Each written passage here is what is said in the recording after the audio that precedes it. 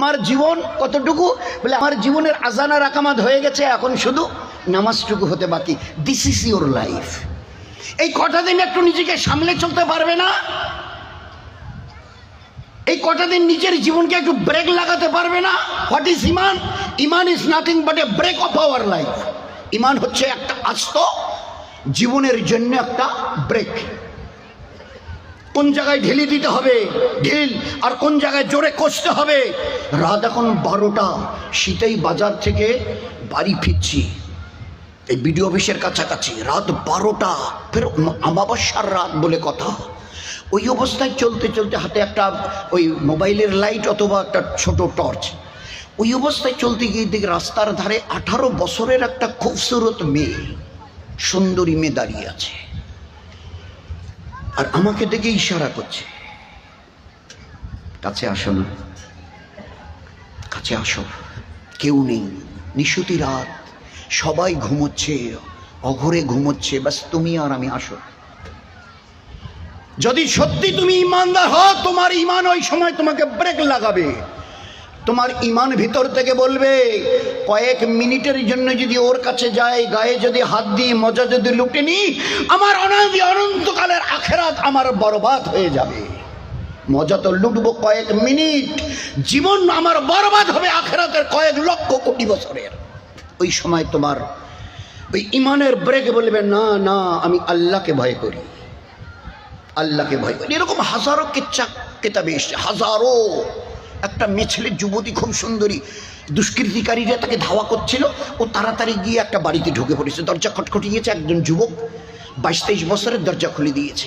বলছে, আমাকে একটু বাঁচান, আমার পিছনে বদমাইশ লেগেছে, আমার ইজ্জত লুটবে, আমাকে নষ্ট করে দেবে, আমাকে শেষ করে দেবে তারা, আমাকে বাঁচান। তাড়াতাড়ি ও ভিতরে গেল, দরজা বন্ধ করে দিল। এই জওয়ান 20-22 বছরের দেখছে যে একদম তরু তাজা একটা মেয়ে, ভরা যৌবন তার, 17, 18, 19, 20-এর বেশি হবে না, লাল আপেলের মতো টুকটুকে। ও বলছে, আমাকে দয়া করে আজকের রাতটা এখানে থাকতে দিন, আপনি যদি আমাকে বের করে দেন, হয়তো তারা যদি কোনো জায়গায় গোপন জায়গায় অপেক্ষা করে থাকে, আমাকে দেখলে ছিঁড়ে ছিঁড়ে খাবে, যেভাবে বাঘ যেভাবে ছাগলের বাচ্চাকে ছিঁড়ে খায়। তা বলে, না, আপনাকে যেতে হবে না, আপনি থাকুন। এবারে তাকে বলে দিল, এক লম্বা কেচ্চা সংক্ষেপ করি, তুমি এখানে ঘুমাও আমার এই বিছানায়। তাহলে আপনি? বলে, সে আমি পাশে গিয়ে কোথাও শুয়ে পড়বো, তুমি এখানে ঘুমাও। এবারে মেয়েটা তো শুয়ে পড়লো। সে এবারে, আর ওই জওয়ান, ওই বাড়ির মালিক, ও এবারে পাশে গিয়ে বারান্দায় অপেক্ষা করছে। তো তারও, সে তো মানুষ, একটা তো টকবক, তার জবানি সেই সময় উতলে উঠছে, যে ওরকম জাল দিলে পানি টকবক, তো জবানি উঠেছে। তো তার নফস মাঝে মাঝে বলছে, দেখো কেউ নেই, শূন্য বাড়ি, শুধু সে আর তুমি। সে তোমার কাছে জায়গা চেয়েছে, তুমি যদি তার কাছে যাও হয়তো সে ফেরাবে না। তো তার নফস যখন এইভাবে তাকে বোঝাচ্ছিল যে তুমি তার কাছে যেতে পারো, এই সময় তার কাছে কেউ নেই বাধা দেবার মতো। তো এইভাবে যখন তার নফস তাকে বোঝাচ্ছিল, সে তখন নিজেকে বাঁচবার জন্যে একটা দিশালায় জ্বালিয়ে একটা ওই কুপি বাতি জ্বেলেছে। আর ওই কুপির যখনই নফস তাকে ওইভাবে ফসলায়, সে তখন হাতটা ওই বাতির উপরে দেয়, আগুনের উপরে। যখন আগুনের তাপ লাগে তখন একটু সরিয়ে নেয়, ফের চুপ করে থাকে। ফের যখন নফস ওইভাবে বলে, ফের আবার আগুনের উপরে হাত দেয়। এইভাবে সারা রাত কাটিয়ে দিয়েছে। মেয়েটা দেখে যে সকালবেলা উঠে এসে কী যেন লাগাচ্ছে, বলো। তো বলছে, আপনার হাতে কি হয়েছে? তা বলে, না না, কিছু হয়নি। বলে, না, দেখছি ফসকা পড়ে গেছে। বলো, আমাকে বলতে হবে। যখন নাসর হয়ে গেছে তখন বলেছে, আমার নফস যখন আমাকে এইভাবে ধোঁকা দিচ্ছিল, আমি আমার হাতকে আগুনের উপরে রেখে বলছিলাম, এ নফস, যদি মজাদার নিতে হয় নিয়ে নে, আজকের এতটুকু অন্তত আগুন সহ্য করে নে, তাহলে মরণের পরের ওই জাহান্নামের আগুন তুই সহ্য করে নিতে পারবি সহ্য করতে? তা আমি যখন আগুনের উপরে হাত দিয়েছি, একটু তাপ লাগার পরে আর হাত রাখতে পারিনি। তো নফসকে বলছি, এতটুকু তুমি বরদাস্ত করতে পারো না, জাহান্নামের আগুন তুমি কি করে বরদাস্ত করবে বলো? তার কাছে গিয়ে বলো। এরকম হাজারো কেচ্চা আছে, হাজারো কেচ্চা আছে। তো আমার ইমান আমার জীবনের একটা মস্ত বড় ব্রেক। রাস্তা ওই সময় সে যদি ডাকে, যেরকম ইসু আলাইহিস সালাম বলেছিল, জুলাইখা বলেছে, স্বামী কিন্তু শিকারে চলে গেছে, এখন আর আসবে না, গোটা বাড়ি খালি তুমি আর আমি। জেলখানার গেট খুলে দিয়ে তাকে বের করে নিয়েছে। কাছে গিয়ে বলছে, আমি বুঝতে পেরেছি চলো আসো, কেউ নেই, গোটা রাজপ্রাসাদ রাজবাড়ি খালি। মিশরের বাদশার বিবি জুলেখা, ইউসুফ নবী তাকে ওই সময় ডেকেছে যে স্বামী ওই তারই ভয় তো, শিকারে গেছে, ফিরতে বহু সময় লাগবে, চলো দুজনে মিলি। তো বলছে আমি আল্লাহকে ভয় করি। ওই যে ইমান ব্রেক, না আমি কাছে এই জন্য করতে পারবো না, আমি আল্লাহকে ভয় করি। এই জন্য বলছি ইমান, এটাকে বুঝো, ইমান কাকে বলে। জবানে যেটা পড়ছে এটাকে ভিতরে ঢোকাও। এই জায়গায় ইমানের কলেমা লা ইলাহা ইল্লাল্লাহটা শুধু জবানে পড়ার জন্য নয়, এটাকে ভিতরে ঢোকাবার জন্য এইখানে যেন বসে। আমি যা করছি আমার আল্লাহ দেখছে, তিনি সামিউন এবং বসির, দেখনেওয়ালা শুননেওয়ালা। আমি যেখানে যে অবস্থায় থাকি, এক শাগরিদ তার পীরের কাছ থেকে লম্বা সময় দিয়ে লাগিয়েছেন খেদমতে, দিনকে ভালো করে বুঝবার জন্য লম্বা সময়, কয়েক বছর। এবারে পীরের কাছ থেকে ইজাজত নিয়ে চলে যাবে। তো বলছে হযরত আমি যেতে চাইছি, শেষবারের মতো আমাকে একটা নসিহত করুন, মৌত পর্যন্ত যেন আমার কাজে আসে। শেষ যাবার বেলায় আপনার কাছে সহবতে থেকে অনেক দিন আপনার খেদমত করেছি, যাবার বেলায় একটা নসিহত করুন যেন মরণ পর্যন্ত আমাকে আলোর রাস্তা দেখায়। তো ওই শেখ সাহেব তখন বলেছে আল্লাহওয়ালা, এই বেটা যা, যদি তোর কখনো কোনো গুনাহ করার, অবাঞ্ছিত কোনো কাজ করার, যে কোনো অন্যায়জনক কোনো কাজ করার যদি তোমার কখনো ইচ্ছে জাগে করিও। যে কোনো ধরনের মন্দ কাজ করার তোমার যদি কোনো সময় প্রবণতা জাগে, ইচ্ছা জাগে, মন চায়, করিও।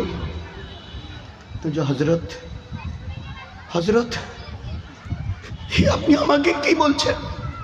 বলে না, আমার কথাটা শেষ হয়নি, একটু বাকি আছে, একটু বাকি আছে। ওহো হ্যাঁ, বলুন বলুন। তোমার যদি কখনো কিছু মন চায় অন্ধমন্দ কিছু করার, করিও। শুধু ওই সময় একটা কথা মনে রাখিও, আল্লাহ যেন দেখতে না পায়, আল্লাহ যেন দেখতে না পায়। সে একেবারে অচর নয়নে ডুকুরে কেঁদে হযরতকে গিয়ে জড়িয়ে ধরেছে, দোয়া করবেন আল্লাহ যেন এর উপরে মৌত পর্যন্ত আমার জীবনকে নিয়ে যায়, এর উপরে। কারণ এমন কোন জায়গা আছে, সময় আছে নাকি যে আল্লাহ দেখতে পায় না? এ ছিল ইমান, জীবনকে তৈরি করবার জন্যে। তো আল্লাহ পাক আমাদের একটা জীবন দিয়েছিল, গাইডলাইন। লম্বার আর দরকার নেই, ইশারা আমাদের জন্য, বিশেষ করে আপনাদের দেখে বোঝা যাচ্ছে ইশারা যথেষ্ট বুদ্ধিমানদেরই জন্যে। তো আল্লাহ পাক আমাদের একটা প্রসপেক্টাস আল কোরআন আল্লাহ দিয়েছে, গাইডলাইন। তোমার জীবন কি হবে, কোরআন শরীফ হাতে নাও। একটু বুঝতে অসুবিধা আছে, জনাবে রাসূল সাল্লাল্লাহু আলাইহি ওয়াসাল্লামকে দেখে নাও, তার জীবনটা। আচ্ছা, নবীজিকে একটু বুঝতে, হাজারো হলে রসুল তো, নবী তো, লক্ষ সাহাবা এরা উম্মত, পুরুষরা, মেয়েরা, যুবকরা, যুবতীরা, এরা তো উম্মত উম্মতি, এদেরকে দেখো, এরাও তোমাদের মতো, এরা উম্মত উম্মতি, এদেরকে দেখে নাও। তো গাইড বুক, ফের তার সঙ্গে এরকম একদম পরিষ্কার, একদম ইঞ্জিনিয়ারের মতো মিসাল দিয়ে জীবনটাকে যেন আমরা মিলিয়ে নিয়ে তৈরি করে যেন ফিরে যেতে পারি। এরই জন্য আল্লাহ পাক একটা জীবন ব্যবস্থা আমাদেরকে দিয়েছিলেন। আজ আমাদের একটু অসুবিধা হচ্ছে, মাঝে মাঝে একটু ব্রেক ফেল হচ্ছে, ইমানের, আমালের ব্রেক ফেল। যেমন এই গতকালকের কথা, মানে যেভাবে ডেকোরেশন হয়েছে তাতে বললাম না যে অপর কওমের সাথীরা লজ্জা পাবে। করার আগে অন্তত পক্ষ মহাশা মুফতি সাহেব, এ তো ঈদ গেল, একটা খুশি তো এইরকমটা করতে চাই, চলবে তো? জিজ্ঞাসা করেছিলেন। কালকে একটা জায়গায় প্রথমে যেখানে গেছিলাম, দেখি একটা জায়গা ছোট করে এতটুকু হবে, মানে ফুল দিয়ে ভালো করে ডেকোরেশন করে সাজিয়েছে, আর একটা দামি এরকম চেয়ার বসিয়ে দিয়েছে, আর সুন্দর করে পিছনে ডেকোরেশন। তো কেন জানি না, কসম দিয়ে বলছি, আমার দেখার কোনো ইচ্ছা ছিল না, কিন্তু গাড়িতে বসেছিলাম, আর তখন ওই জায়গাটা ভিড়, গাড়িটা আস্তে আস্তে চালাচ্ছিল আমার এক সাথী। তো কেন যেন ওই দিকে চোখ পড়ে গেল। তো চোখ পড়ার পরে বুঝলাম যে ও আনেওয়ালা মা বোনেরা, হয়তো এতদিন তোমরা কেউ কোনো ছবি টবি তোলো নাই, এই যে আমার এই জায়গাটা তৈরি করেছি না, সুন্দর সুন্দর ফুলের বাগান লাগিয়ে, বাহার করে, ডেকোরেশন করে, এইখানে এসে বসে পোজ দিয়ে ছবি তুলতে পারো, দাঁড়িয়ে ছবি তুলতে পারো। আর যে সময় গাড়িটা যাচ্ছিল দেখি ৩-৪ জন ২০-২২ বছরের মেয়ে, কারো মাথায় কোনো ওড়না ফোড়না কিচ্ছু নেই, ওই অবস্থায় পোজ দিয়ে বরাবর ছবি খিচ্ছিল। This is permitted in our শরিয়ত, this is legal in our শরিয়ত। দিন কি বলে? এক সাহাবী দাওয়াত পেয়ে একজন সাহাবীর বাড়িতে গেছে, দেখে চেয়ার টেবিলের ব্যবস্থা।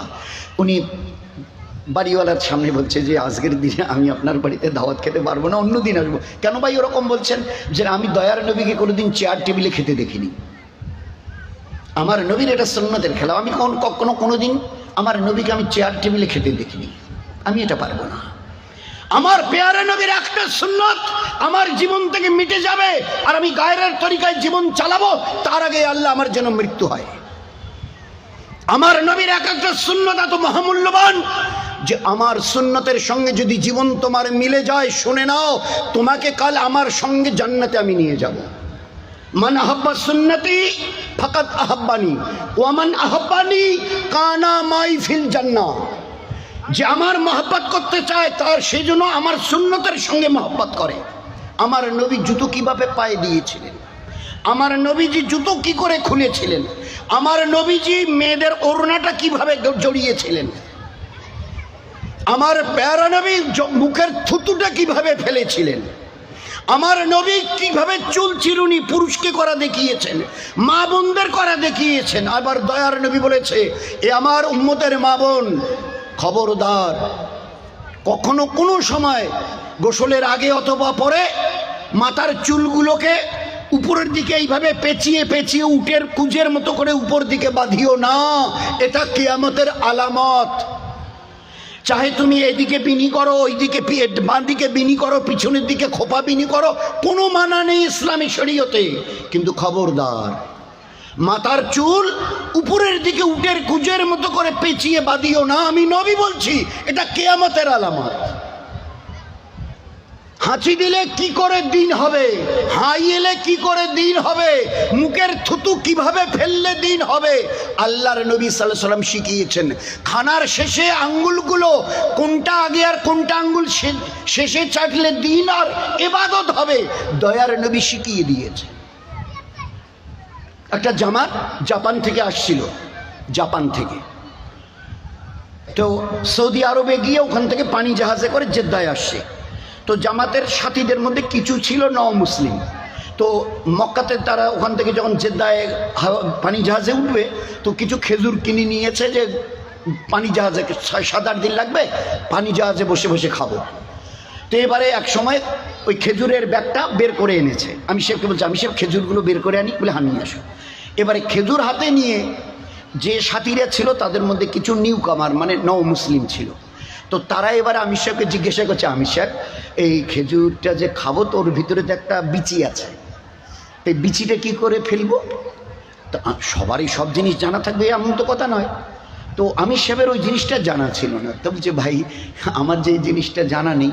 তো যারা মুসলিম ছিল তারা এবারে প্রথম বলছে, কিছু তো অর্ধেকের বেশি পুরানা মুসলমান মানে জন্মসূত্রে, আর কিছু নিউ কামার, কিছুদিন আগে তারা ঈমান কবুল করেছে, নিউ কামার, কিছুদিন আগে তারা কনভার্টেড। তো তারা তখন বলছে যে খেজুর খাবো অথচ বিচিটা কিভাবে ফেলতে হবে জানা নেই, নবীর সুন্নতের খেলাফ হতে পারে। তো যখন ঈমান যখন কবুলই করেছে, নবীর সুন্নতের খেলাফ কিছু করা ঠিক হবে না। তা আমি সব আপাতত নয় খেজুরটা বেঁধে রেখে দিই, তা আল্লাহ যদি পৌঁছে, বোম্বাইতে তো যাচ্ছি, তো পানি জাহাজ থেকে নেমে বোম্বাইয়ের চুনাভাটি মার্কাজে যখন যাব, ওখানে গিয়ে মহাসাবদের জিজ্ঞাসা করে তারপরে জেনে নিয়ে খাবো। তা বলছে, বাহ জাযাকাল্লাহ, ঠিক আছে ঠিক আছে। তো বেঁধে রাখা হলো। খোদার কসম কোনো একজন সাথী একটা খেজুর মুখে দেয়নি। কেন? বলে বিচিটা কী করে ফেলতে হবে জানা নেই। বোম্বাই জাহাজ থেকে নেমলো, বোম্বাইতে মার্কাজে চুনাভাটি মার্কাজে গেল। তারপরে একটা সময় ওখানকার যিনি মহাসাব ছিলেন, ইমাম সাহেব, মুফতি সাহেব, ওনাকে বলেছে যে হযরত একটা কথা জানতে চাইছি, আল্লাহ রসুল খেজুর খাওয়ার পরে বিচিটা কিভাবে ফেলেছিলেন? তো উনি এবারে একটা খেজুর এনে মুখে দিয়ে খেয়ে বিচিটা এখানে নিয়ে দেখিয়ে দিলেন যে আল্লাহ রসুল সাল্লাম বিচিটা এইখানে রেখে এই হাত দিয়ে এইভাবে ফেলে দিয়েছিলেন। বলে বাবা জাযাকাল্লাহ। এইবারে আমির সাহেবকে বলা হলো, আমির সাহেব আমরা বুঝে নিয়েছি কীভাবে সুন্নত তরিকায় বিচি ফেলতে হয়, তো খেজুরগুলো নিয়ে আসি। তো যতক্ষণ পর্যন্ত জানা হয়নি অতক্ষণ পর্যন্ত একটা কেনা খেজুর ব্যাগ থেকে বের করে কেউ মুখে দেয়। দিস ওয়াজ সুন্নত। মান আহাব্বা সুন্নতি ফাকাদ আহাব্বানি ওয়া মান আহাব্বানি কানা মাই ফিল জান্নাহ। আমি কথা দিলাম আমার সুন্নতের উপরে চলনেওয়ালা এ আমার থেকে আলাদা হবে না, আমার সঙ্গে সে জান্নাতে যাবে। একটা সুন্নতের লাভ কত, বলে এটা তো লাভ নয়, তো বলে কি, বলে এটা তো মহালাভ, নবীর সঙ্গে জান্নাতে যাওয়া, এখন চারটিখানি কথা। আমরা এক সময় একটা মুলকে ছিলাম থাইল্যান্ডে, ব্যাংককে, থাইল্যান্ডের রাজধানী। তো আমাদের সঙ্গে যিনি তর্জমা করছিলেন তার সঙ্গে একজন সাথী গেল, উনি বুদ্ধিস্ট ছিলেন, 2 বছর আগে ঈমান কবুল করেছে। তো তিনি এবারে, আমরা ইন্ডিয়া থেকে জামাত নিয়ে গেছি, এটা আজ থেকে প্রায় 50 বছর আগের কথা, থাইল্যান্ডে। তো এবারে ওই ট্রান্সলেটার যে আমাদের সঙ্গে ছিলেন ওখানকার ব্যাংককের ওই রাজধানীর ওই দেশের, তো উনি এবারে আমার ইন্ট্রোডিউস পরিচয় করিয়ে দিলেন, ইনি আমাদের এখানকার এক সাথী, এখান থেকে 200 কিলোমিটার দূরে থাকে। উনি শুনেছেন যে ইন্ডিয়া থেকে একটা জামাত এসে, তো উনি একটা জিনিস জানবার জন্যে আপনাদের এই জামাতের কথা শুনে এসছেন যে নবীজি 3 তরিকায় বসে খানা খেতেন। আর তো এই তো শুরুতে 1 পা তুলে 2 পা বসিয়ে দিয়ে মানে ইয়ে করে বসে, তো 3 তরিকায় বসে আল্লাহ রসুল খানা খেতেন, 3 ভাবে বসে, এটা এইরকম, কখনো 2 পা ফেলে জাম্মা পড়ি, যেটা আমরা বলি জাম্মা পড়ি। তো ইহুদিরা টিটকারি মারত যে ইহে নাকি নবী, দেখো কিভাবে টুমটুম করে বসছে, 1 পা ফেলে 2 পা ফেলে 2 পা তুলে কীরকম করে বসছে দেখো, আরে পা 2 ফেলে এইভাবে বাদশাহীভাবে এইভাবে বসে তো খেতে পারে, কেমন লোক গো। তা আল্লাহ রসুলের কানে এ কথাটা পৌঁছে গেছে। আল্লাহ রসুল আসলাম বড় আদবের সঙ্গে জবাব দিয়েছে, আমি কিভাবে বসে আছি আমার আল্লাহ দেখছে, আমার মওলার সঙ্গে আল্লাহর সামনে আমি বাদশাহের মতো বসে খানা খাবো, আমি এতটা খেতে সাহস পাই না। আমার মালিক দেখছে আর আমি তার সামনে বসে নবাবের মতো বসে খানা খাবো, এটা মানায় না। মালিকের সামনে গোলাম বসে 2 পা ফেলে ওইভাবে খানা খাবেন নবাবের মতো, এটা মানায় না। শুনে চমকে গেছে, আরে বাপ, এইরকম জবাব। তো আমি পরিচয় করালেন যিনি ওই কথাটা জানবার জন্য এসছে, নবীজি 3টে তরিকায় বসে খানা খেতেন, তার মধ্যে সবচাইতে বেশি প্রিফারেন্স কোন তরিকাটাকে দিতেন ওইটা জানবার জন্য এসছে, যে 3টা তরিকা তো এই এর মধ্যে সবচাইতে কোন তরিকায় বেশি আল্লাহ রসুল খানা খেতেন ওইটা জানবার জন্য 200 কিলোমিটার থেকে 2 বছর আগে ঈমান কবুল করেনওয়ালা বুদ্ধিস্ট, বৌদ্ধ ধর্মের লোক ছিলেন উনি। দোস্ত, এই ছিল আমাদের জীবন ব্যবস্থা। আল্লাহ পাক একটা জীবন ব্যবস্থা দিয়েছিল যেটার কথা চিন্তা করতে পারবো না। শুধু একটু মিলিয়ে নিই, আল কোরআন। মায়েশাকে জিজ্ঞাসা করা হয়েছিল সাহাবাদের, মানে কোরআন কি? বলে মুসলমানদের আমাদের জীবনের আমালের কিতাব। হয়ে গেল উত্তর, এক কথায় উত্তর। বলে ভাই তোমাদের কোরআন শরীফ কেউ যদি জিজ্ঞাসা করে, মুসলমান হোক, হিন্দু ভাই হোক, যে কেউ, anybody else of this world, ভাই আপনাদের এই কোরআন শরীফটা কি? বলে মুসলমানের জীবনটা কেমন হবে তার এই কিতাব এইটা, দিস ইজ এ প্রসপেক্টাস। বাস এই দিকে জীবনটা তৈরি কর। বুঝতে একটু অসুবিধা হয় নবীকে দেখো, যদি ওখানে একটু অসুবিধা হয় তো সাহাবাদের দেখো, এরা তো সাহাবা, উম্মতেরা, এদেরকে দেখো, বুঝে যাবে। জীবনটাকে শুধু একটু মিলিয়ে নিয়ে চলে আসো, দেখো কোনো চিন্তা থাকবে না দুনিয়ায় না খেলাতে, খালি একটু যদি মিল খেয়ে যায় জীবনটা, একটু যদি কম বেশি হয় তো একটু বোধহয় অসুবিধা হবে। শেষ করি, যদি একটু অসুবিধা হয় আমাদের মা বোনদের, আমাদের জওয়ান ভাইদের, যুবতী মা বোনদের, বেটি ভাস্তিদের, তো বোধহয় একটু অসুবিধা হবে। কীরকম? আমি একটা ইনস্ট্যান্স ঘটনা বলি। ওকরাবাড়ি, এই বোধহয় এখানে হাত তুলতে বলতে বোধহয় 90% লোক হাত তুলবে। ওকরাবাড়ি কতবার গেছি, ওকরাবাড়ি বাজারটা, আর বাজারের উপরে ব্লক মসজিদটা, একটা বাজারের উপরে হাইরোড, এদিকে গীতালদা, এইদিকে দিনহাটা, মাঝখানে ওকরাবাড়ি বাজার, আর বাজারটার একটা রাস্তার উপরেই হলো ব্লক, আর ঠিক ব্লকটার উল্টো পিঠে একটা ডিসপেন্সারি, দাওয়ার দোকান, ওষুধের। মালিক আনারুল হক, সম্পর্কে আমার একটু ছোটো ভাইরা হয়, মানে আমাদের ওই মাস্টার হকদার ভাই, ওকরাবাড়ি হায়ার সেকেন্ডারি স্কুলের যিনি টিচার ছিলেন, দোয়া করবেন, বেচারা একটু অসুস্থ, ওই বাজারের উপরেই তার বাড়ি। ওরেই বোন পড়েছে, বোনটার নাম সাইদা, আর এর নাম ভগ্নিপতিটার নাম আনারুল। বাড়িতে আমি বহুবার গেছি, আল্লাহর কি ইচ্ছা ওই বাড়িতে আমি গেছি সকালের দিকে, এই 9টা, 9:30, 10টা। ওর মেয়েটাকে বোধহয় 2 কি 3-তে পড়ে, সাজিয়ে টিয়ে দিল ওই কেজি স্কুল নার্সারিতে। গাড়ি এলো, চলে গেল। আমি ওখানে বসে আছি, নাস্তা পানি খেয়ে আনারুলের সঙ্গে গল্প করছি, ওই ভাড়াটার সঙ্গে। এই বোধহয় আধা ঘন্টা যাবার, আধা ঘন্টা, 1.5 ঘন্টা পরে একটা গাড়িতে করে ওই ভ্যানে করে একজন স্কুলের বয়কে দিয়ে মেয়েটাকে বাড়ি পাঠিয়ে দেওয়া হলো। তো ওর মা জিজ্ঞাসা করলো, তোকে স্কুল পাঠানো হলো, গাড়ি এলো, তোকে স্কুলে পাঠিয়ে দেওয়া হলো, তো তুই স্কুল থেকে চলে এলি কেন? তো বলে, মা ম্যাডাম আমাকে আর স্কুলে আমাকে থাকতে দিল না। কেন কেন কি হয়েছে? তো বলে, তুমি সব কিছু আমার ভালো করে সাজিয়ে গুজিয়ে দিয়েছ, এইখানে যে ওই যে আমরা ব্যাস বলি না, আসলে ওটা ব্রোঞ্জ, তো ওই যে এখানে যে ব্যাসটা লাগাতো না, স্কুলের নাম লেখা একটা ওই যে এরকম ওতে সেফটি পিনের মতো থাকে যেভাবে যেটা লাগানো হয়, তো ওই ব্যাসটা তুমি কেন লাগাওনি? তুমি সব জুতোটা ঠিক দিয়েছো, মুজাটা ঠিক দিয়েছো, প্যান্টটা ওই রঙে দিয়েছো, জামাটা ওই রঙে দিয়েছো, টাইটা ওইভাবে দিয়েছো, ব্যাগের কালারটা ঠিক আছে, বোতলের রঙটা ঠিক আছে, সব কিছু ঠিক আছে, তুমি ওইটা লাগিয়ে দাওনি কেন? ম্যাডাম দেখে বললো যে না, তোমার এটা ব্যাসটা লাগানো নেই কেন, এটা তো মেনে নেওয়া যাবে না, তুমি আজকের মতো স্কুল থেকে চলে যাও, স্কুলে তোমাকে পৌঁছে দিয়ে আসবে আমাদের বয়, পৌঁছে দিয়ে আসবে, কালকে যখন আসবে না এটা লাগিয়ে এসো, তোমাকে স্কুলে থাকতে দেওয়া হবে। আমি জিজ্ঞাসা করলাম, সাইদা কিছু বুঝছো? ওরে আমার বোন সাইদা কিছু বুঝছো? ও বললো, কেন দুলে ভাই, কেন কি হয়েছে? বলে, তোমার এই মেয়েটার পায়ের জুতো কে কিনে দিয়েছে? ম্যাডাম না তুমি? বলে, আমি। ওর মুজাগুলো? বলে, আমি। তোমার এই বাচ্চাটার প্যান্টটা? বলে, আমি। জামাটা? বলে, আমি। টাইটা? আমি। ব্যাগটা? আমি। পানির বোতলটা এই রঙের? আমি। তো সব কিছু তুমি দিয়েছো, আর তোমার মেয়েটার ওই ব্যাসটা শুধু লাগানো ছিল না। আর ওই যে ম্যাডাম পড়ায় তাদের বেতন কে দেয়? অন্য কেউ? বলে, না আমরাই দিই। তো তোমরাই, তোমার বাচ্চার সমস্ত খরচ তুমি দাও, তোমরা দাও, আর ম্যাডামেরও সারা মাস যাতে ভালোভাবে চলে তারও বেতন। শুধু তাদের প্রসপেক্টাসে যা ছিল তার একটা সামান্য একটু ফল্ট পেয়েছে, এই ব্যাসটা লাগানো হয়নি, অথচ তার পুরো খরচ তোমার দেওয়া, ওনাদের ম্যাডাম সব কজনের খরচ তোমাদের দেওয়া, তোমার বাচ্চিটাকে স্কুলে অ্যালাউ করেনি, ফেরত দিয়েছে। কিছু বুঝতে পারলে? বলছে, না দিল ভাই। আমি তখন ওকে বললাম, শুনে নে আনারুল, তুইও শোন, কিয়ামতের মাঠে আল্লাহ ওই করবেন। আমার নবী ইমামুল আম্বিয়া তাজদারে মদিনা জনাবে রাসূলুল্লাহ সাল্লাল্লাহু আলাইহি ওয়াসাল্লাম আমার আরশের পাশে তাকে দাঁড় করিয়ে দেয়া হবে। তোমরা যারা বলছো ইনি আমার উম্মত, কাছে আসো, পায়ের নখ থেকে মাথার ফুল চুল পর্যন্ত জীবনটাকে মিলিয়ে নাও, যদি মিলে যায় সেইটা জান্নাতে চলে যাও। কিন্তু যদি মিল না খায়, কিছু যদি ফল্ট রয়ে যায়, তো তোমার মেটার মতো যদি স্কুল থেকে বের করে যদি দেয়া হয়, আল্লাহ যদি জান্নাতে ঢুকতে না দিয়ে বের করে দেয়, কিছু বলতে পারবে ওই দিন?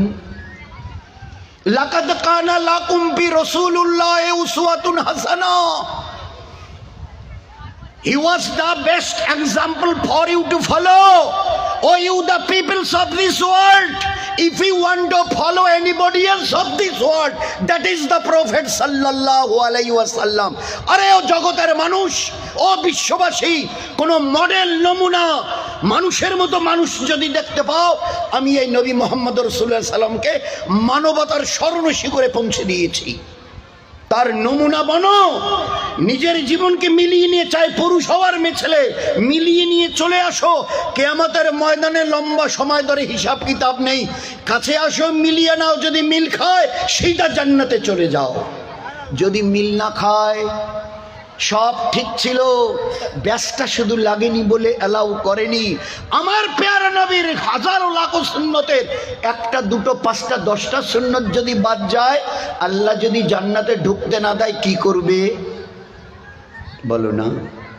এই জন্য আল্লাহ বলেছিলেন, লাকাদ কানা লাকুম ফি রাসূলিল্লাহি উসওয়াতুন হাসানা। এর চাইতে বেহতরিন নমুনা পৃথিবীতে খুঁজে পাবে না। কি দুনিয়ার লাইনে, কি দিনের লাইনে, কি জ্ঞান বিজ্ঞানের লাইনে, এর নমুনা খুঁজে পাবে না। আল্লাহ পাক জ্ঞানের পূর্ণতা আল্লাহ পাক তাকে দিয়েছিলেন। আমরা সায়েন্সের বড়াই নিশ্চয়ই করার দরকার, কোনো জিনিস যদি সত্য দেখি তো তারিফ করাই দরকার, কিন্তু তার আগে দেখতে হবে মহানবী সাল্লাল্লাহু আলাইহি ওয়াসাল্লামের কাছে কি ছিল, কি ছিল। খালি একটা ছোট্ট বলি, শেষ করে দিই।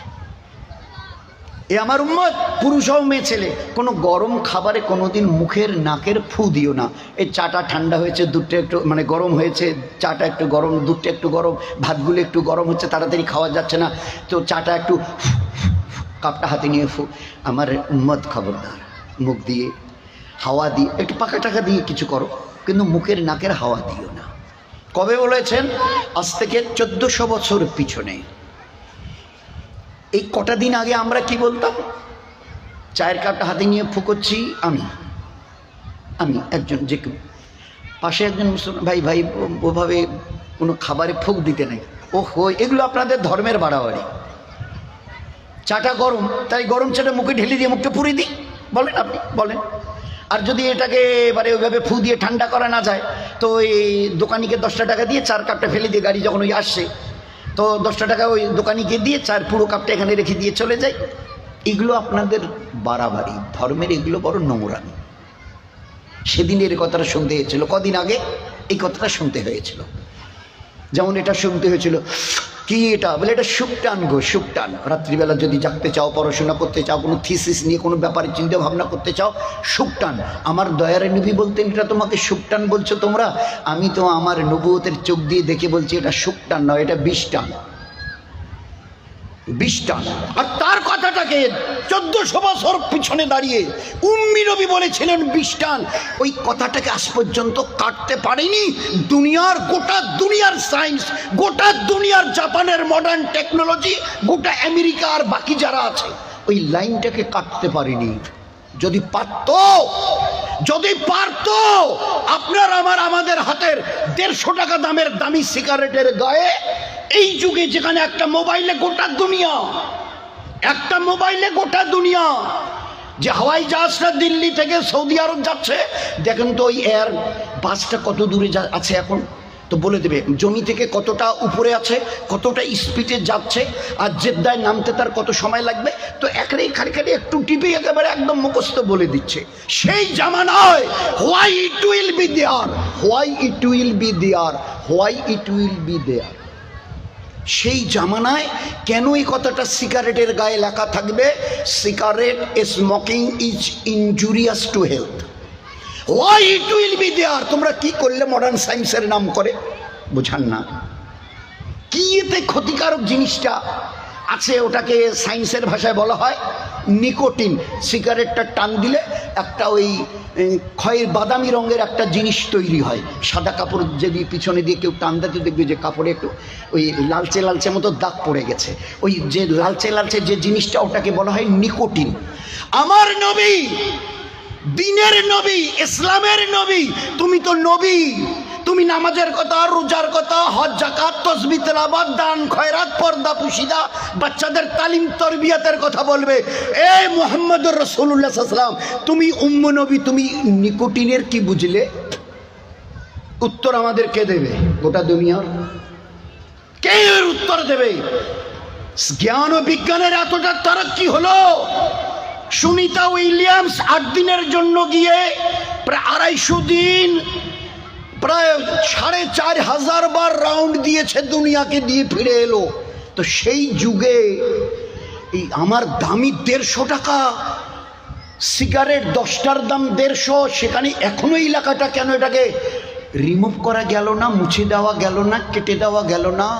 যায় না, যাবে না, যাচ্ছে না, যেতে পারে না। এ আমার নবীর চোখ। এ মামুলি কথা নয় দোস্ত, এটা মামুলি কথা নয়। যেমন উনি বলেছিলেন, এই আমার উম্মত, না একটু পাখা দিয়ে হাওয়া করো, কিন্তু মুখের বাতাস দিও না। কিছুদিন আগে শুনতাম এগুলো ধর্মের গোড়ামি, ধর্মের বাড়াবাড়ি, ধর্মের নষ্টামি, এগুলো একটু টু মাছ, অতিরিক্ত। এই কদিন আগে, আজ কি বলছে গোটা দুনিয়া? ভাই যা বলেছি না, এই যে কান ধরেছি, ভুল হয়ে গেছে, কিছু মনে নেবেন না, বুঝতে পারিনি না। আসলে যে অতটা বিদ্যার দৌড় আমাদের এখনো যায়নি। উনি উম্মি নবী হলে কি হবে? ওনার চোখ বড় সাংঘাতিক, ওনার এই জায়গাটা বড় সাংঘাতিক। একটু ভুল হয়ে গেছে, এর কিছু মনে করবেন না, আমরা ওটাকে উড্র করে নিচ্ছি। হ্যাঁ, উনি ঠিক বলেছেন। আমরা এখন বুঝতে পারছি যে হাওয়াটুকু আপনি নেন এইভাবে নাক দিয়ে মুখ, কান দিয়ে মুখ দিয়ে যে হাওয়াটা আপনি টেনে নেন, এই 6-7 বাচ্চাদের জিজ্ঞাসা করবেন যাদের পাশে কেউ থাকে, হ্যাঁ রে আব্বু, এই নাতিন, তুই তো 7 পড়িস, যে হাওয়াটা তোরা যখন নিস তো কি যায়, তো এক্ষুনি বলে দেবে। জিজ্ঞাসা করেন যদি কেউ পাশে থাকে। ভাই ওটা কি যায় যখন টান দিই, কি যায়? আরে বলেন না, কম বেশি সবাই জানেন। ওই হাওয়াটা কি যায় যখন ভিতরে নিই? ভাই কি যায়? O2 কি নাম? অক্সিজেন। ওই বাচ্চাটা বলছে, ওই যে বলে ওটা O2 অক্সিজেন। তো ওই হাওয়াটাই তো ভিতরে গিয়ে, ওই হাওয়াটাই ভিতরে গিয়ে বেরিয়ে আসে দেনেন্দার সঙ্গে সঙ্গে, আধ ঘন্টা 1 ঘন্টা 10 মিনিট পরে তো নয়, সঙ্গে সঙ্গে। আচ্ছা ওই হাওয়াটাই যখন বেরিয়ে আসে তখন তার নাম কি হয়? হ্যাঁ হ্যাঁ, দেখো ওই যে কত ছোট বাচ্চা বলছে CO2, কার্বন ডাই অক্সাইড। যখন ভিতরে গেছিল ওটা একটা পিউরিফাইড মানে শুদ্ধ বাতাস, আর ওই বাতাসটা ভিতর থেকে যখন বেরিয়ে এলো, আগে ছিল অক্সিজেন, এখন হলো CO2, কার্বন ডাই অক্সাইড, বিষাক্ত বায়ু। এ ধর্মের নবী, নামাজ রোজা হজ যাকাতের নবী, এটা কি বলছে? উনি কার্বন ডাই অক্সাইডের কি বুঝলো? কোথায় লেখাপড়া করেছে কেমিস্ট্রি নিয়ে? কেউ বোঝাবেন? তো আমাদের গোটা দুনিয়ার উম্মতকে বুদ্ধু বানাবার জন্য আল্লাহ দয়ার নবীকে আমাদের কাছে পাঠাননি। তার কাছে আল্লাহ পাক জ্ঞান বিজ্ঞানের যে ভান্ডার দিয়েছে, আমার ওই নবীর পায়ের কাছে যেতে আজকের দুনিয়ার মডার্ন সায়েন্সের আর লক্ষ বছর লাগবে, লিখে রাখেন।